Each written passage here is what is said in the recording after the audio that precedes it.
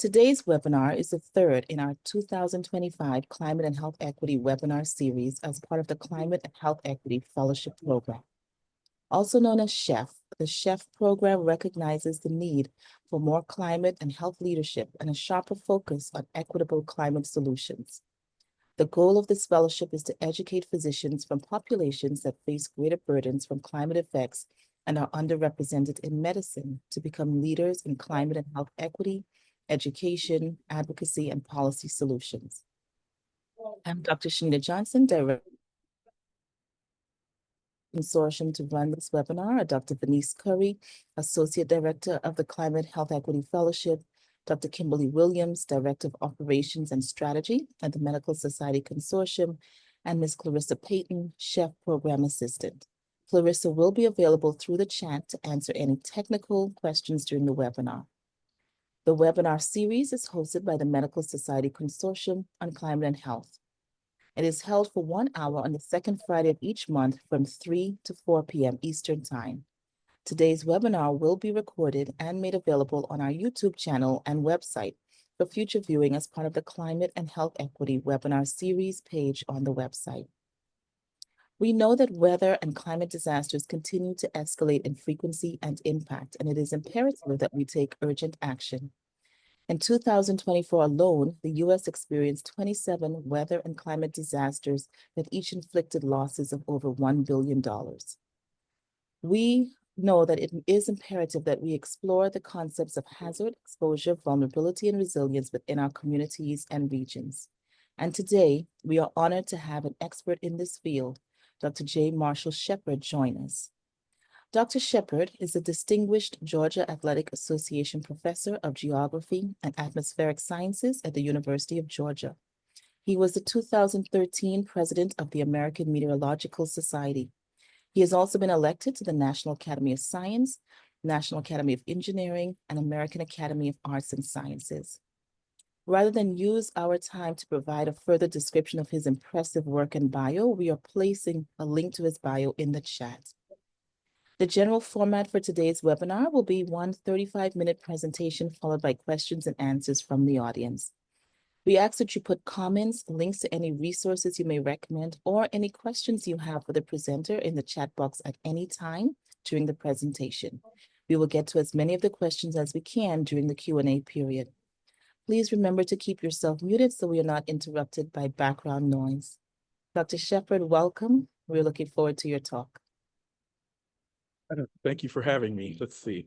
So it's really an honor to be here, and I want to sort of add in full disclosure that I normally would be a lot more professional in my presentation with you rather than sitting in a Wendy's in a Nike shirt, but I'm actually attending my son's state championship track meet in Carrollton, Georgia today.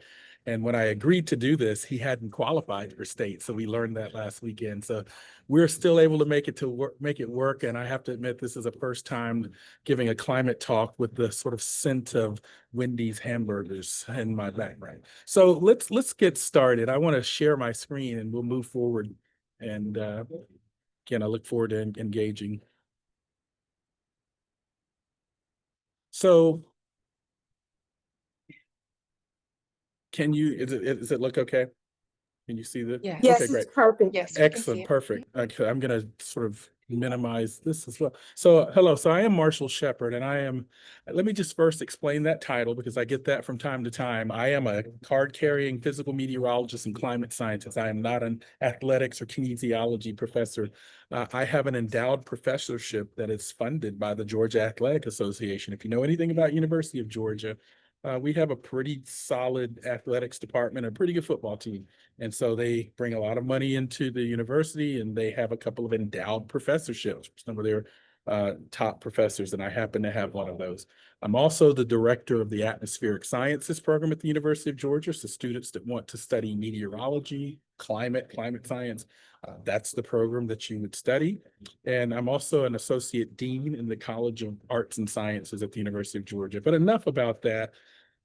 I want to talk about something that has been very important to me for over 25 years or so. When I got into this field, I began my career at NASA at Goddard Space Flight Center in the Washington, D.C. area, and joined the faculty at the University of Georgia in 2006. And if you look on the screen, there's an image of Hurricane Ida. Hurricanes were one of the guiding principles and topics that literally got me interested in meteorology and atmospheric sciences. But as I've matured in my career as a scholar and as a human being, I've continually been concerned about the disproportionate impacts that storms like a Hurricane Ida or a heat wave or a flood have on communities. So we'll talk about that today. I know my audience today, so I wanted to start with this high-level slide that you can often find on the CDC website, or you used to be able to find it on the CDC. Who knows these days, given what we're seeing and facing in the federal system. But this is a graphic that shows all of the connecting points between climate change and human health. And you can see that there are a cascade or a nexus of events that drive impacts related to health and medicine. Rising temperatures, increasing CO2 levels, rising sea levels, extreme weather events, floods, hurricanes, and so forth, have all types of impacts on things related to vector-borne disease, to asthma, to fatalities and mental health aspects, heat. One of the things, if I were to sort of give you a pop quiz, I am a professor, so maybe I'll do that. If I were to give you a pop quiz and ask you, what is the most deadly weather in the US, weather event in the US every year? What weather kills more people in the US every year? Now, this is a pretty high-end audience. I'm pretty sure you probably know it's extreme temperatures, but if I asked that at the Walmart or the mall, most people would say hurricanes or tornadoes or maybe even lightning. In fact, extreme temperature, that's the deadliest weather, whether it's heat or extreme cold every year. So there are a cascading sort of array of impacts on health. Wanted to sort of highlight something that the National Institutes of Health put forth last year in an annual report, their climate change health initiative that many of you may be familiar with. Now, again, I don't know if this report is still available on the website because candidly, and I'm not saying this with any kind of biases or motives, it is real that many of these types of things have disappeared from federal websites. But at the time, the National Institute of Health Climate Change Health Initiative report laid out many of the activities that the NIH was engaged in around weather and climate. So I hope you can find this if you're interested, because there's some really interesting and useful information. That's not going to be my focus today. I want to talk about the various ways that weather and climate events, particularly extremes, are affecting vulnerable communities from a health and a socioeconomic standpoint. I want to define something that maybe you have not heard the terminology. It's called compounded disasters. Compounded disasters are those disasters that take one form initially and then cascade or lead to multiple events. For example, when a hurricane makes landfall in New Orleans or Miami or Houston, that's the initial stressor, but then you have flooding, you have power outages and so forth, and that is a compound event. I think about Hurricane Beryl that impacted Houston, Texas, is what I'm showing here. Hurricane Beryl made impact as a hurricane, but people died from Hurricane Beryl because of heat. Knocked out power for several days. Houston happened to be in one of its most significant heat waves in the last 20 years. So that's an example of a compound disaster. I have to do this again. I think that this is a crowd that I don't have to spend much time on, but I have to at least show a couple of slides setting the context so that we know that climate is changing. I am a climate scientist, so I get questions all the time. Well, doesn't climate change naturally? Haven't we always had hurricanes? And I said, we certainly have had hurricanes, and we certainly do have a naturally varying climate, but it's not an either or opposition. We have a naturally varying climate, and human activity is amplifying that like a steroid on the climate system. So something that you'll appreciate is, as medical professionals, I often say that we survived last night on Earth because of the greenhouse effect. If we did not have greenhouse gases in our atmosphere, we'd freeze to death. But because we have a greenhouse effect, we can live. This is why the Earth is habitable. It maintains a temperature range that human beings can live within. The problem is back around 1850 or so, we started discovering all of that oil and natural gas and coal that was buried away for millions of years, started burning that. And so we have too much of that CO2, methane, and other greenhouse gases. And so we have a greenhouse effect that's amplified or out of whack, if you will. And so that's why we're seeing global warming, which is one aspect of climate change. And I've emphasized that because, if you go and I have a couple of TED Talks out there, and one of them is Slaying the Climate Zombies. I did that one back in 2012. These zombie theories are these theories that scientists like me hear all of the time, even though we've long refuted them. They live on like zombies, like The Walking Dead. And so one of the zombie theories that we hear is that, well, yeah, the climate is always changing. Greenhouse gas varies from year to year. Well, here are the major greenhouse gases. The one that you hear us talk about the most is carbon dioxide, because that is the one that has the largest sort of concentration in the atmosphere. Methane is the most potent greenhouse gas, but it's not as significant in terms of proportion in the atmosphere. So there are all of our sort of arm tree climate scientists that tell me that the climate varies naturally. There you go. This is 800,000 years of data, and you clearly see that natural variability. By the way, we get this kind of data from ice cores and other proxy data. You drill down into the ice, there are little bubbles trapped in that ice, and we can do isotopic analysis to assess climate and what kind of concentrations of CO2. So there are three things that I want you to sort of pinpoint or take away from this graphic. One of them is highlighted in the white. If you look from 800,000 years ago up to about 1850, even though there was a natural variability, it never got above 300 or so parts per million CO2. Well, I just saw data. This is actually a little bit old, a few years old now. We're up at about 430 parts per million. We're well outside of that natural variability range. And yes, this natural variability, these dips, those are ice ages. So the Earth changes its orbit, its tilt, it wobbles every now and then. And not the wobble dance that we all do when we go to those weddings, but the Earth does wobble from time to time, and it changes its tilt. And so we get these variations that are natural. But on top of that natural variability, we have the climate change effects due to anthropogenic warmings, greenhouse gases, and so forth. So those are a couple of things that I want to contextualize. So what? That's all the science, climate science talk. Let's think about what that means. So this is a look at the $1 billion plus weather climate disasters in the US last year. These are events that cost at least $1 billion or more. And in some cases, they were over a billion, well over a billion. For example, Hurricane Milton, Hurricane Helene. Both of those events are probably going to cost around $150 billion before it's over. So these are things that are happening with more frequency and regularity. We know that they're increasing. This is me a few years ago testifying before the House Science Committee in Congress. And at that time, I told them that extreme events are increasing, becoming more complex and compounded. And why that's important is people, ecosystems, mosquitoes that carry vector-borne diseases and so forth manifest themselves with greater impact through the extremes, not the averages. And so that's why we focus on these extremes. So this is a graphic from the National Climate Assessment Report that the US government does every 4 years by law. And one of the things that you see is if you're someone a little bit older than me, relative to someone born in the year 2020, this is the likelihood, how many more times likely they are to experience extreme events, whether they're wildfires, tropical cyclones, and so forth. But you can clearly see that something is different as compared to pre-industrial levels. The hurricanes are different. The heat waves are different.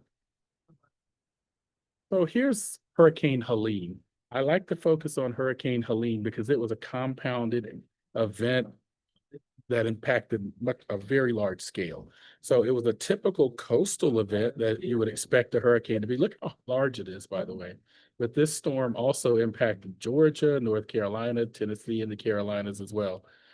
And events like that are increasing. This is a look at 1980 up to 2024. This is the increase in billion-dollar disasters from 1980 to 2024. Now, some of that is not just weather and climate. Some of that is simply that there are more condos and more factories and more things in the path of these storms. But we also know that there is an increase in intensity. So what does that mean in terms of health impacts? Let's go back to 20. I don't know if any of you in the audience are on the West Coast, specifically Portland or Seattle or Northern California. Back in 2021, there was a significant heat wave. Now we have heat waves naturally, but we've done studies that have found that that particular heat wave was 150 times more likely to be that intense because of global warming. It was a 1 in 150,000 year event.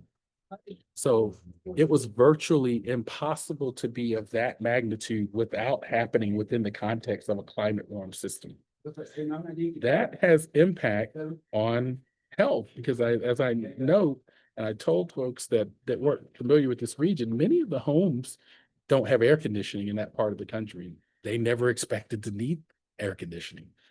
But when you have elevated temperatures at daytime and at night, as you all well know, that becomes a health challenge. In fact, many of the health-related challenges associated with heat because of the elevated temperatures at night. So one of the things that happens during the summer, when I see people reporting that it was 120 or 118 degrees in Phoenix or Las Vegas, that gets the headlines, but that's not what really concerns me. I'm interested in what the temperatures cool down to that night. And in some cases on those days, the temperature is still 90 degrees in the middle of the evening or at midnight, and that's a health risk. Some other sort of ways that climate intersect health. This is actually a paper that I recently published with a group of scholars, public health scholars. And we were looking at climate-driven heat risks and maternal and fetal health. This paper was just published in 2024. And I encourage you, if that's something that you find of interest, that paper is available. And it just illustrates that many of us in the weather climate world are now converging in our collaborations. So let's now go back to Hurricane Ida and hurricanes in general. Hurricanes have created complexity from everything from response to resiliency of hospitals to challenges for cancer care. This is a paper that several of us published, and I'm somewhere in that show more. I didn't make it onto this list, but I was one of the authors. We have been thinking about how these extreme events are disrupt not only causing different types of health challenges, but also disrupting health care. So this then transitions me to sort of the second phase of my discussion today: social, economic security, and infrastructure vulnerability. How do we account for these changing weather climate systems within our socioeconomic security and infrastructure fashion? And so to set this context, I've got to go right to one of my mentors and colleagues. Many of you may be familiar with Dr. Robert Bullard. He is the godfather, the founder of the modern environmental justice movement. And so I want to focus on the second sentence. Today, zip code is still the most potent predictor of an individual's health and well-being. Individuals who physically live on the wrong side of the tracks are subjected to elevated health threats. Now, he's talking about that within the context of things like neighborhoods located near factories or brownfields or waste facilities and so forth. I am broadening this concept of environmental justice to think about what I call climate justice, or what I've often written about as the extreme weather climate gap. So I'm going to show only one equation today, I promise, and it's going to be this equation right here. So I like to think about weather and climate in terms of risk. So if we think of risk as hazard, whatever the weather event is, times the exposure to that event, and the sensitivity or vulnerability to that event, then we divide that by resilience, how able we are to bounce back. So what we find is that some communities, typically communities of color, poor communities, elderly communities, children under 5, they have high vulnerability to the exposure to the hazard, and they have low resilience. In other words, it takes them longer to recover or bounce back from that event. So that's the concept of risk, and that's how I frame many of my discussions. So here's Georgia. This is a study that my grad student Benita KC and I published back in 2015. We did the first climate vulnerability assessment by county in the state of Georgia. And what you see is that from the 1980s to the 2010s, Georgia became more climate vulnerable in general. But then you see that there are certain counties in the state of Georgia that have higher vulnerability. That's based on who lives in these counties and how many heat waves, floods, and droughts they've experienced over those time periods. Looking at that a different way. On the right, this is projected change in extreme heat days by 2050. So really in about 25 years, this is the additional, not number, but the additional number of days at or above 95 degrees Fahrenheit. So look at some of these areas in the orange. They're going to have 40 or 50 more days of temperatures over 95. Superimpose that on energy burden households. There's a strong overlap with the traditional black belt communities of the South, communities of color and so forth. So we know where the extreme heat is going to be amplified, and it lines up, unfortunately, with some of the most vulnerable communities. We've seen this in Athens, Georgia, when we look at flooding. This is Athens, Clarke County, where the University of Georgia is. The counties, parts of Athens, Clarke County that flood the most are communities that are heavily Black populations or impoverished communities. And that's not by accident. Many of these communities during coming out of Reconstruction and other segregated periods of time, these families were given or sold least desirable lands that were likely to be in flood zone. So it's not by accident. This is a look at billion-dollar disasters again, I'm being sort of Southeastern focused here. I know many of you aren't from the South, but this is the number of billion-dollar disasters. And again, Georgia and North Carolina and others are sort of leading the way. So I mentioned that these are the 4 groups that have been identified as having the most significant vulnerability to climate change. Communities of color, older adults, children, low income. So let's look at some of these. So communities of color living in risk-prone areas for pollution, for flooding, and heat. Older adults more vulnerable to heat and power outages. Low-income communities are at risk of physical and mental illnesses during flooding and crowded shelter conditions. Children have higher risk of heat stroke and illness than adults. So these are all things that I think you all know. You're engaged in part of this program, but it's always helpful to see them. Hurricane Katrina is the poster child. That's a look at the vulnerable communities of Louisiana and New Orleans, that when Katrina came through, unlike my family, who can probably afford to drive into Memphis or Atlanta and escape because I have greater resilience, these people did not have greater resilience. They had low resilience and high vulnerability. So they needed shelter and healthcare and medical attention and so forth. So this image at the Louisiana Superdome really is a poster child for me of this concept of risk and vulnerability. Looking at, if you're interested in sort of where you live, the Environmental Defense Fund now has a national vulnerability map. And if you go to their website, you can play around with that map, looking at your state, your county, your census tract, and you can get a sense of what places in the U.S. are most vulnerable. And the one thing just that quickly jumps out is how vulnerable the U.S. South is. Again, that's because of all the heat. It's because of hurricanes, flooding, and so forth, tornadoes. This particular region is weather climate vulnerable. As we get further into the northern part of the U.S., there are less weather climate hazards, but there's certainly still some regions that are highly vulnerable. For example, I bet some of these regions that are jumping out as very high are likely indigenous communities, Native American communities with lower socioeconomic capacity, so their resiliency is lower. Remember that equation. So I mentioned this idea of extreme weather climate justice. We were talking earlier about the Atlanta area. This is a look at daytime heat clusters in the metro Atlanta area. This is from one of our recent studies. What it shows is the Atlanta metro area has a heat island. I think you all know that it's hotter in the city than it is in the suburban communities. But if you look and decompose that by race African American or Black communities disproportionately live in the hottest parts of Atlanta's urban heat island. And that's related going back to the last century. Many of those communities were redline communities in the 1930s. Lenders and mortgage companies and so forth redlined areas that they didn't want to lend to. Over time, they became more industrialized, less vegetated, and so forth. So that's why now they have a sort of disproportionate exposure by race. So the weather and climate gap, I call it a disproportionate sensitivity to extreme weather climate events and a delay in the ability to bounce back. So this leads us to the idea of the need for resiliency. So you often hear when we talk about climate change, the question comes, what do we do? And there are typically two solutions for climate change. One is we got to reduce those greenhouse gases.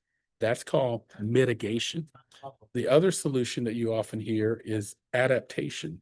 That means, okay, those homes in Portland and Seattle don't have air conditioning. We need to go back and retrofit them with air conditioning, or we need to put enhanced seawalls and levees in Louisiana because they're going to see more intense hurricanes. That's the idea of adaptation. I am talking more about also resiliency. How do we increase human structural and societal resiliency to these events? And it's important. We're a very reactive society. I think many of you know that. We often act after there's a disaster and say, okay, we need to fortify that or shore that up. But my colleague Ian Giamonico said that being proactive with resiliency has shown a 10-to-1 return on reducing losses from catastrophic events. I mean, we know that certain parts of the US are going to experience more intense hurricanes. We know that there's going to be increased heat. What are we doing now to increase resiliency in those communities? What are we doing to increase agricultural resiliency? What I'm showing you here, these are the winds from Hurricane Michael that came through Georgia in 2018. 115-mile-per-hour winds well into Georgia. Took out most of the agricultural crop that year. Peanuts, pecans, cotton. Many of the things that we use around the nation, peanut butter, cotton t-shirts, and so forth, where prices were increasing. But what are things that we can do now? Because we know that that's what we're going to be facing going forward. How do hospitals, how do doctors, medical facilities shore up their structural resiliency? How do we incorporate weather and climate literacy into our sort of conversations with folks like you? I think that's what this program's all about. And I think that's where we are with a natural evolution. I mean, I think these are sort of opportunities to move forward in that space. Yeah. So I mentioned earlier that I gave a talk at Vanderbilt University to the law school, and we were talking about climate change governance. You see in this graphic, these are all of the levers that we have to create change when it comes to climate change and disasters. We have laws and regulations that do we need to, for example, change floodplain management ordinances in places that flood are more flood prone. Civil and societal actors like nonprofits and advocacy groups, institutions like FEMA, which for now we have, but who knows if it'll be around next year. Norms, budgeting, and litigation. These are all the levers that we have to affect change in mitigation, adaptation, and resilience. So I want to leave you with the 5 R's. I like to use this when I was pledging. I'm an alpha, and when I was pledging back at Florida State, way back in the late 80s, early 90s time frame, I remember the big brothers telling us that prior planning prevents poor performance. They called it the 5 Ps. Well, I want to talk about the 5 R's. So we have outdated benchmarks, societal infrastructure, and emerging compound disasters. And if you're really interested in this idea of compounded disasters, I co-authored this report for the National Academies last year, and it talks about compounded disasters that were happening along the Gulf Coast in the midst of the COVID pandemic. So we were looking at sort of a multiple layered compound disaster because you had all these hurricanes and these floods and tornadoes and even a cold outbreak in Texas, and you had COVID. And so that was a really complex system. And so we did this really in-depth study of how we need to sort of change our methodologies and our capacity. So what are the 5 R's? Well, one is risk. As I've stated in this conversation, compounding disasters are introducing new, interconnected, and complex risk scenarios. It's not your grandfather's hurricane. And that's challenging because my dad, who lived in Florida, Melbourne, Florida, said, "Yeah, I'm not going anywhere. I lived through Hurricane so and so." I was like, "But Dad, Hurricane this is not that." I mean, your past experiences don't prepare you for this generation of storms, heat waves, and so forth. Second R, response. Increased compounding disaster risk requires communities to plan and prepare for the co-occurrence of multiple varied disruptive events. In other words, you can't just prepare for the hurricane. You got to prepare for the water outages. You got to prepare for the power outages. You've got to prepare for, in the case of a pandemic, people that are, COVID positive in evacuation shelters from the storm. These are the compound complex responses that we now face. And we also have to increase resiliency. I've talked a lot about that today. Got to increase resiliency a priori, not a posteriori. We have to do this before because we know it's coming. Remembering, and I just alluded to this, perception and understanding of risk are commonly grounded in past experiences. However, those past experiences from a weather climate standpoint no longer anchor or prepare you for this current and future generation of extreme weather and climate disasters. And then the final R is recovery.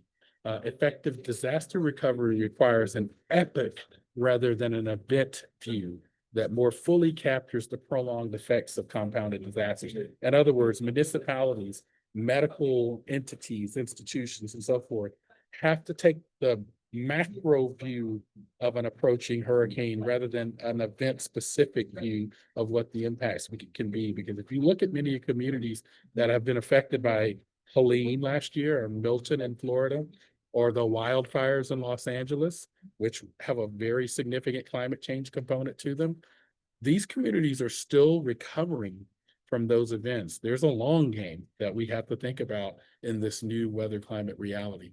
So that's where I want to stop. I actually did cut it a couple of minutes short because I wanted to leave ample time to respond to your questions. Thank you. Thank you so much, Dr. Shepherd. What an informative presentation. And please put your questions in the chat, or you can raise your hand with those functions if you have a question to ask Dr. Shepherd. Yeah. I'll get us started with how do we move from measuring risk to actively reducing vulnerability, particularly in underserved areas? Yeah, I think that, it's unfortunately a very simple answer, but it's politically complex. The resiliency and vulnerability is directly correlated to wealth, right? If I show sort of an income disparity of those most vulnerable communities, it's a very significant correlation to wealth.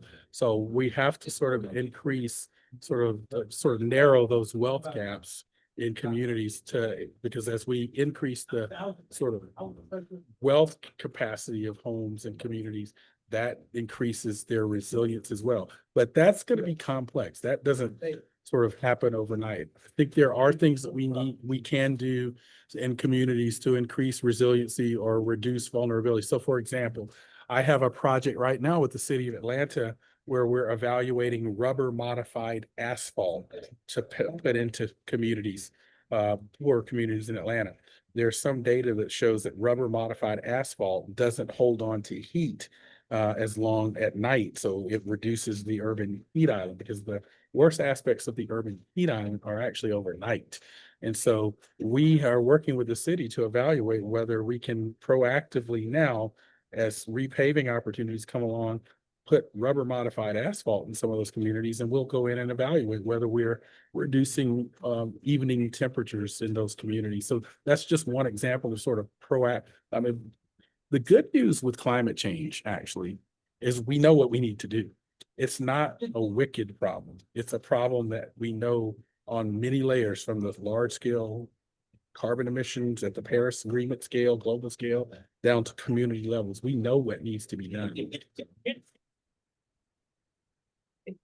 Thank you for that response and the work you're doing locally as well. The next question is, have you observed any inspiring examples of community resilience work that you can share? Yeah, I think that there are many examples. It's really too many to show, but I would point you to that report, that compound disaster. And by the way, yeah, as some of you may or may not have heard, I'm actually in a Wendy's giving a talk, and so there are some people in the background behind me. I apologize. I honestly can't do anything about the fact that they came and sat pretty close to me. But we actually have many examples that we laid out in that report from the National Academies. I think there's some really good examples here in the Atlanta area with Proctor Creek. It's a community that we know experiences significant flooding. The Proctor Creek community organizations have rallied over the years. So one of the challenges we as academics have had, or problems that we've had, is we don't often or haven't in the past co-produce knowledge with communities. We come blazing in there with our PhDs and our fancy degrees and studies and say, hey, community A, this is what you need to be doing, instead of co-producing knowledge from the ground up with those communities. And so I think you're seeing examples of organizations trying to understand that. I sit on the board of the Institute for Sustainable Communities, ISC. They have some really good best practices as well. Thank you. Next is a suggestion. For the purposes of this medical consortium, I would add persons with chronic health conditions or disabilities to the 4 other risk groups on your slide. Yeah, I see that. Thank you, Timothy. Again, that sort of 4 that I identified, that graphic came from the National Climate Assessment. I think if you read that chapter on the national, and I highly recommend that you all take a look at the National Climate Assessment chapter on health, and vulnerable and marginalized communities. It does break down into sort of subgroups within those 4, but absolutely precondition and disabilities would certainly lead to increased vulnerability. You can think of the many reasons why, and evacuation scenarios and various other types of scenarios as well. With cuts to NOAA, what can we do to protect and prepare our communities for extreme weather events? So NOAA, NSF, NASA, EPA, National Science Foundation, all are being significantly cut. If you look at the headlines daily, I think the challenge with so each of those organizations or agencies has a different function. NOAA is really an operationalized agency. The National Weather Service, the National Ocean Service, fisheries are all within NOAA.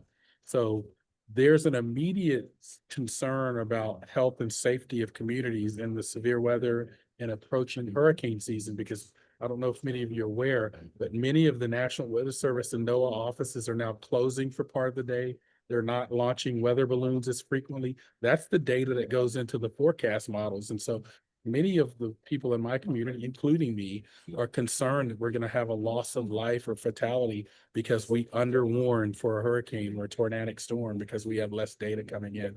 So obviously, one thing that we often say, I can't, in my role as a university administrator, sort of take a political position, but if you have perspectives, clearly it's important to let elected officials know, particularly I think hearing from the medical community on sort of real-time risks and emergency response likely associated with these underwarned events in the short term. But then as we are reducing research capacity in places like NIH, the National Science Foundation, like someone said earlier, I saw up in the chat, that report, someone couldn't find it. It looks like someone else did find it, but we can't be short-sighted as a nation to the fact that, you know, what if there is some connection between COVID and heat, or, you know, dengue? These are things that evolve from research. These things don't pop out of sort of, you know, the research fairy, right? It takes sustained long-term research to understand these correlations, causations, and relationships. So I think any type of engagement, whatever your perspective may be, with elected officials, is really the only card we have in our hand right now. We have a comment from one of the fellows from North Carolina. about North Carolina experiencing hurricanes in the past, had experienced hurricanes in the past, but they were not well prepared to respond to a hurricane that hit an area that usually doesn't experience hurricanes and has a topography that's very different from the coastal areas. And that cleanup continues over 6 months later.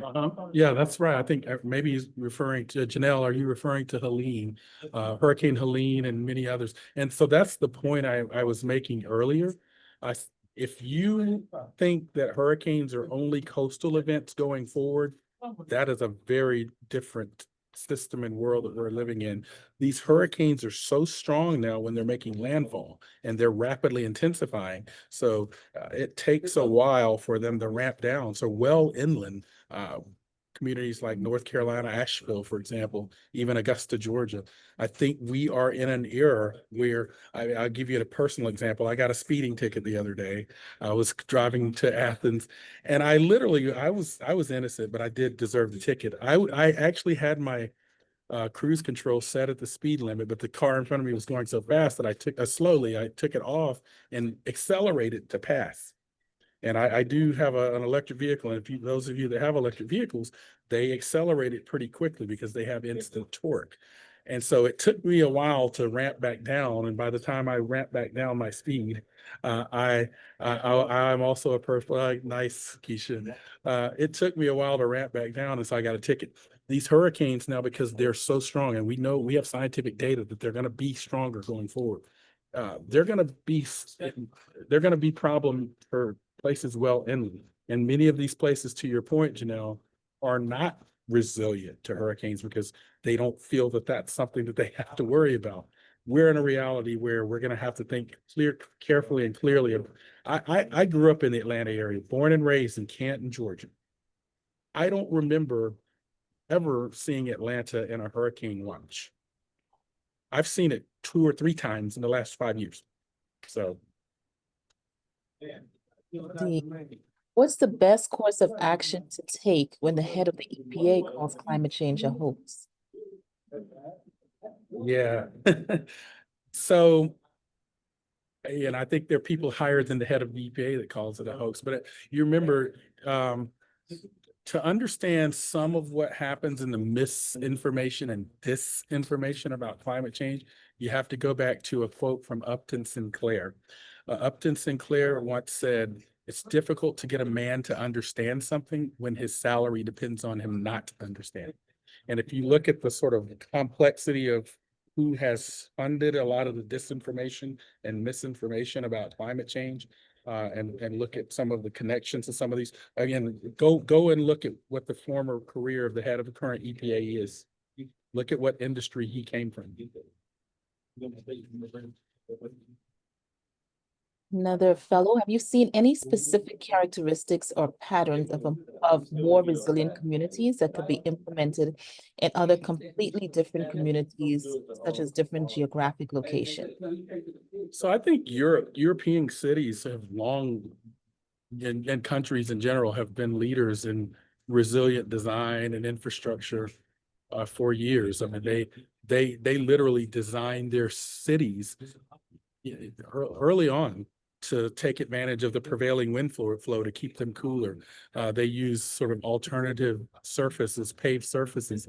They have placed seawalls around some of their vulnerable cities and communities. So I think, honestly, we look to some of our European counterparts. We also, there was a statement about native lands earlier. One of the things that has become more in vogue these days is what's called engineering with nature, nature-based solutions. And we're learning from indigenous communities that things like wetlands and oyster reefs and things of that nature can be buffers for hurricanes or can provide resiliency. And so I think that there are things that we can learn from many of our indigenous communities here in the US and around the world in the global South. These people didn't have the technology that we have now, but even when they weren't facing the sort of extreme weather and changes we are, they found ways to be resilient using nature. What Yeah. recommendations do you have for communicating the relationship between climate and health with individuals who are skeptical of Yeah, so climate change? one of the great question. Couple of things. I want to point, I'm a senior contributor to Forbes magazine. And so I write periodically for Forbes. So I wrote an article back in 2016 called 9 Tips for Communicating Science to People Who Are Scientists. If someone can find it and drop that in the chat, I would highly recommend that because there are some best practices and tools that I provide there. The other couple of things that I would recommend, I also wrote something several years ago, 20 myths about climate change. I don't know exactly the title. I wrote it so long ago, and it has very clear responses for some of the top zombie theories that I told you about earlier. There's also a really good website called Skeptical Science that actually provides counter narratives to a lot of the misinformation and disinformation that you see on climate change.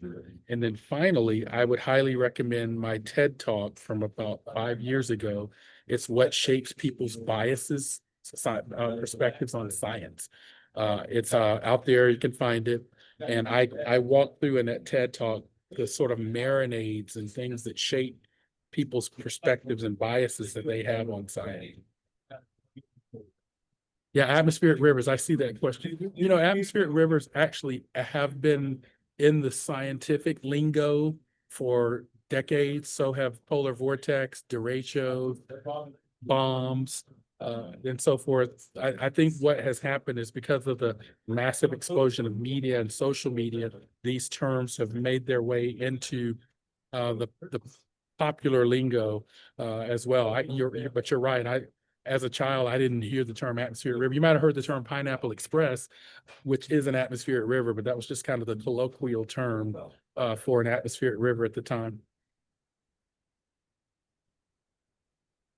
There's a comment, Dr. Shepard, that the gutting of NOAA and the National Weather Service also impacts the ability to predict the paths of wildfires and ability of and firefighters to fight them. That's a true statement. So fires have a weather and climate component. Let me kind of give you the weather whiplash story on how climate change is exacerbating fires out west. So those atmospheric rivers that we just talked about, they provide 30 to 50% of the rain that falls in the western US each year. 30 to 50%. We know because of climate change there, I'm going to get, you go back to physics class for a second. There's a relationship called the Clausius-Clapeyron relationship. The Clausius-Clapeyron relationship says as climate warms or as the atmosphere warms, it has the capacity to hold more water vapor. So there's more water vapor available to atmospheric rivers, to hurricanes, and any kind of rain system. So that's why we're seeing greater intensity in these rainstorms now. So these atmospheric rivers are juicier, if you will. And so they're producing a lot more rainfall. So we get all that vegetation that grows, that blossoms and we're wet. And then guess what? Next year, you get an extreme drought because climate change is about the extremes on both sides of the ledger. So you get all that vegetation and then you have an extreme drought. All that fuel dries out. The Santa Ana winds come along. Someone throws out a cigarette or you get a lightning strike and it causes a fire. So we need to be able to predict at the climate scale and the weather scale those events to manage and fight fires for sure.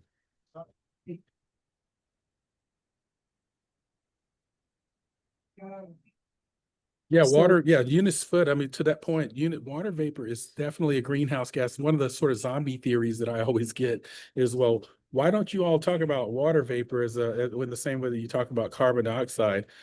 There's actually a nice Forbes article that I wrote on that, and I'll drop into the chat. Greenhouse, so that because Eunice Foot, who's a hidden figure of the climate science world, is someone that very much discussed how carbon water vapor can be a greenhouse gas. So I just dropped in the chat the article that I wrote is called Water Vapor versus Carbon Dioxide, Which Wins in the Climate Warming World? So take a look at that and it will kind of take you through some of that discussion, Dan. I've been writing for Forbes for about 10 years now, so I think I've written almost on everything because I write 3 to 5 articles a month for them, not because I have to, but it's just I wake up about 5:30 every morning and I usually have something on my mind and I have to put it in 800 words in a Forbes article. By the way, if you just really are like a weather geek or climate geek like me, I'd invite you to follow and listen to my podcast that I host for the Weather Channel called Weather Geeks. It's available on all your podcast platforms. Been hosting that for about 10 years as well. We used to do it on the Weather Channel as a TV show, but nobody watches TV anymore, so we do it as a podcast. Dr. Shepherd, I'll ask the last question. What gives you hope when you're looking at how we're addressing climate disaster response and recovery? Yeah, what gives me hope is we know what to do in organizations and efforts like this, because for far too long, people like me were just talking to people like me. And we were running on a treadmill. But the so what has always been what captures action, what prompts action. I like polar bears, they're cute, but I don't want to talk about polar bears when we talk about climate change. I want to talk about environmental justice. I want to talk about flooding from Hurricane Ida and the increase in popcorn prices because of drought that's stunting supply of corn. So this is the mistake that many of my community in the academic ivory tower has made for so many years. We got too stuck in the ivory tower, and there still are people in the ivory tower, and unlike, they're not comfortable going into spaces outside the ivory tower. But what that has done is that has left a gap, and so people with agendas or disinformation have filled those gaps where we've left that gap wide open. So thank you all for having me. I hope that, again, feel free to reach out or follow me in some of my social media space. I'm on LinkedIn and I'm on Instagram. I think I have a public space on Facebook as well, and or you can just reach out. Thank you so much, Dr. Shepherd. Such an informative Thank you. presentation, and thank you for your continued impressive work in this space. I'm laughing at the comment about Wendy's and resilience.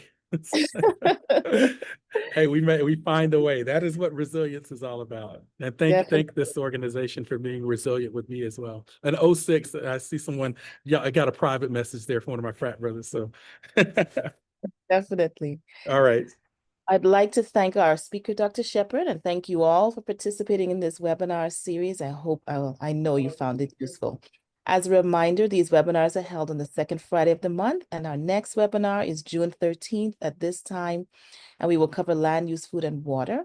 Before you leave, we ask you to take a moment to complete the webinar survey. If you haven't already, the link is in the chat. And this now concludes our session. Thank you again for joining us, and have a great day.